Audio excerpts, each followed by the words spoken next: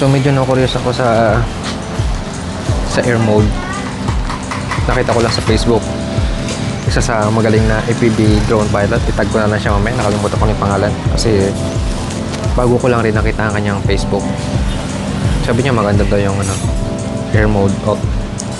Hindi ko alam. Hindi ko pa rin na-try. Pero susubukan natin.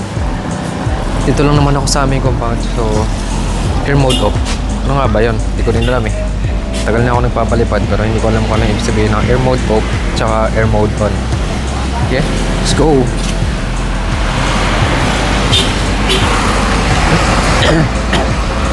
Subukan natin ngayon palipad ng ating drone. Wait lang, may tao. Tapos may bata pang makulit. So yan na. Okay, arm.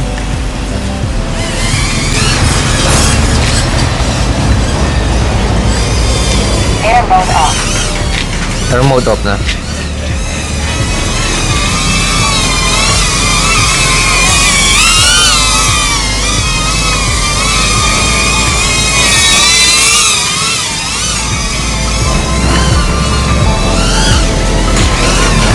Ano yan? Parang hindi ko ramdam. Yung pinagkaiba na air mode off saka air mode on.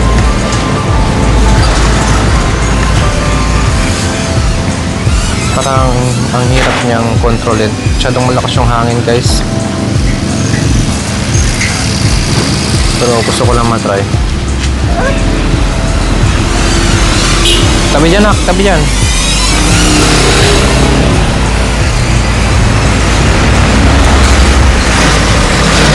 Air mode off. Air mode on.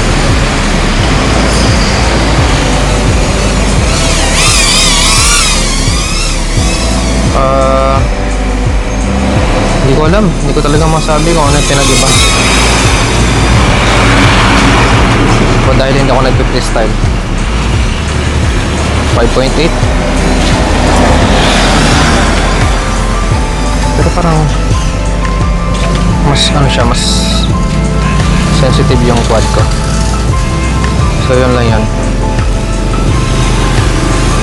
Grabe nga nga. Okay, land. Hirap. Yung namatay yung aking lubat na yung aking goggles. Ay, binas talaga itong bat. Ako balak, nag-video ba yan ako? Parang harang ka dyan, pitigin kita eh. Hindi ko napansin. So yun, air mode.